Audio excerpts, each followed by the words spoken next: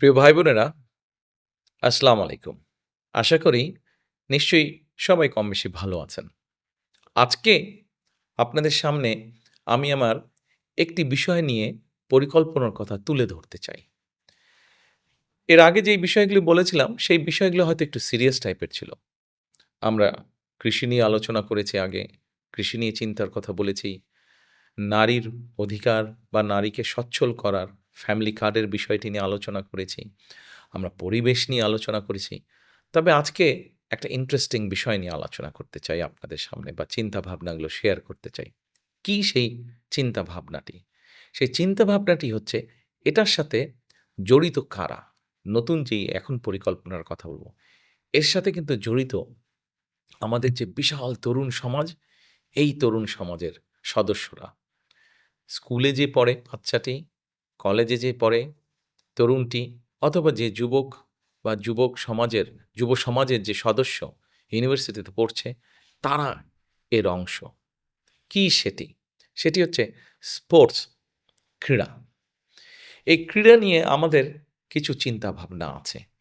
আমরা চাইছি একজন ছেলে বা একজন মেয়ে ডাক্তার হচ্ছে, একজন ছেলে বা একজন মেয়ে ইঞ্জিনিয়ার হচ্ছে, একজন ছেলে বা একজন মেয়ে লয়ার হচ্ছে, একজন ছেলে বা একজন মেয়ে আর্কিটেক্ট হচ্ছে।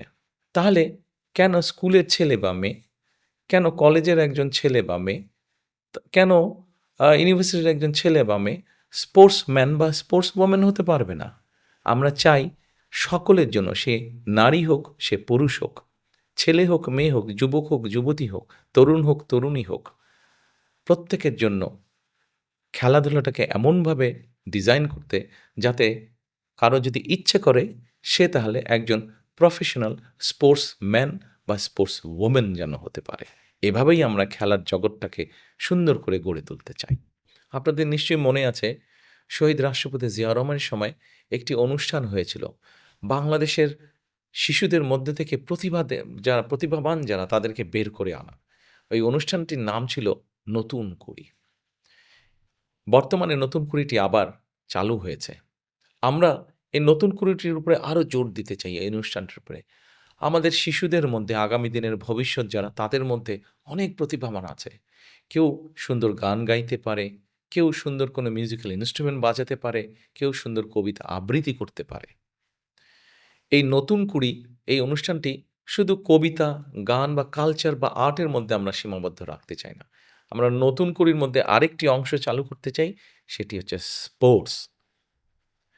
আমরা আমাদের আগামী দিনের যে ভবিষ্যৎ, আগামীর যে প্রজন্ম তাদের মধ্যে থেকে আমরা খেলোয়াড়দেরকে বের করে আনতে চাই।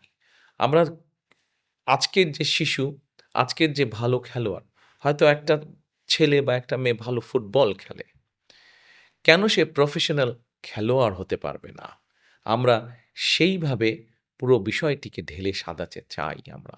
এবং একজন ছেলে বা মেয়ে সে যদি ভালো চেস খেলে, সে যদি ভালো ফুটবল খেলে, সে যদি ভালো ক্রিকেটার হয়, সে যদি ভালো অ্যাথলেট হয়, তাহলে কেন তার প্রতিভাটা বিকশিত হবে না? আমরা পুরো জিনিসটাকে এমনভাবে সাজাতে চাই, সে যেন তার ওই প্রতিভাটা বিকশিত করতে পারে।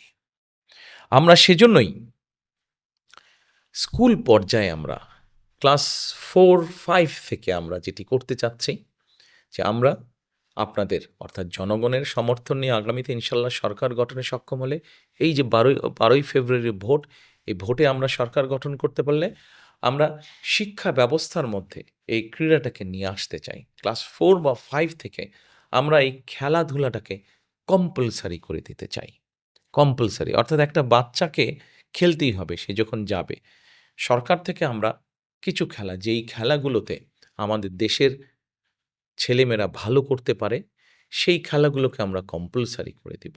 যাতে করে একটা বাচ্চা যদি ফুটবল পছন্দ করে, যদি সে ডিফেন্সে খেলে, তাহলে তাকে আমরা ওভাবেই ছোটবেলা থেকে বড় করব যাতে সে যত বড় হতে থাকবে সে ওই ডিফেন্সে খেলবে এবং সেখান থেকে সে ভালো আ করতে থাকবে এবং সেখান থেকে সে ভালো প্র্যাকটিস করতে পারবে।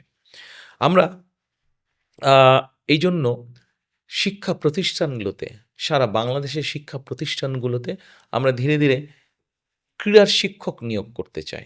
ক্রীড়া শিক্ষক, স্পোর্টস টিচার নিয়োগ করতে চাই। এই স্পোর্টস টিচাররা শুধু যে একটা সাবজেক্টের স্পোর্টস টিচার থাকবে তা না, কয়েকটি সাবজেক্ট। যদি আমরা সরকার থেকে ৫টি বা ৬টি বা ৭টি স্পোর্টসকে বাছাই করে নিই, যেগুলোতে আমাদের দেশের বাচ্চারা ভালো করতে পারে, তাহলে সেরকম ৫টি বা ৬টি বা ৭টি স্পোর্টস থাকবে, যেই স্পোর্টসের টিচারদেরকেও আমরা রাখবো। ঠিক একইভাবে আরেকটি বিষয় আমরা তৈরি করতে চাই। একবারে আমরা পারবো না, কিন্তু ধীরে, ধীরে আমরা আমাদের যে জেলাগুলো আছে, ৬৪টি জেলা আছে, এই ৬৪টা জেলায় আমরা স্পোর্টস ভিলেজ তৈরি করতে চাই। দেখি না চেষ্টা করে করা যায় কিনা? কেউ, কেউ হয়তো বলতেই পারে না, হ্যাঁ, এরকম তো বললে অনেকেই বলতে পারে। না, আমরা বলছি ৬৪টা না পারি ৩০টা পারবো। যে কটাই পারি আমরা সেটি করতে চাই। এবার আসুন, আপনাদের নিশ্চয়ই যারা খেলাধুলার সাথে আপনারা বেশি খবর রাখেন খেলাধুলার, নিশ্চয়ই আপনারা জানেন যে আমাদের দেশের সন্তানেরা অলিম্পিকে যাচ্ছে, প্যারাঅলিম্পিকেও যাচ্ছে এবং প্যারাঅলিম্পিকে কিন্তু আমাদের ছেলেমেয়েরা অনেক ভালো করছে কিন্তু। সেজন্য যারা শারীরিকভাবে কিছুটা প্রতিবন্ধকতার সম্মুখীন, আমরা যারা একদম সুস্থ সবল তাদের জন্য যেরকম ব্যবস্থা করতে চাই, ঠিক একইভাবে যারা শারীরিকভাবে কিছুটা প্রতিবন্ধকতার সম্মুখীন, তাদের ভেতরেও যারা খেলাধুলায় ভালো করতে চান, তাদের মধ্যে বিভিন্ন খেলাধুলায়, ক্রীড়ায় অংশগ্রহণ করতে চান, তারাও যাতে সুযোগ থেকে বঞ্চিত না হন, তারও আমাদের চিন্তাভাবনা আছে, সেটারও আমরা ব্যবস্থা করতে চাই। ভবিষ্যতে ইনশাল্লাহ পৃথিবীর বিভিন্ন ইন্টারন্যাশনাল স্পোর্টস ইভেন্টগুলোতে আমাদের ছেলেমেয়েরা যাবে, তারা মেডেল নিয়ে দেশে ফিরে আসবে। প্রত্যেকেই যাতে সম্মান বয়ে নিয়ে আসতে পারে দেশের জন্য, এটিই হবে আমাদের চিন্তা ভাবনা। অর্থাৎ আমরা যেটি করতে চাইছি, আমরা খেলাকে একটি অন্যতম পেশা হিসাবে গড়ে তুলতে চাইছি। আসুন, আমরা যখন পরিকল্পনা করেছি, আমরা সবাই মিলে যদি চেষ্টা করি ইনশাআল্লাহ, তাহলে অবশ্যই অনেক ডাক্তারি পেশার পাশে, লয়ের পেশার পাশে, ইঞ্জিনিয়ারিং পেশার পাশে, আর্কিটেক্ট হিসাবে পেশার পাশে আমরা খেলাধুলোকে একটি পেশা হিসাবে গড়ে তুলতে পারবো। আমাদের ছেলেমেয়েরা সুযোগ পেলেই নিজেকে বিকশিত করতে পারবে। আমরা সেই চেষ্টাটাই করতে চাই।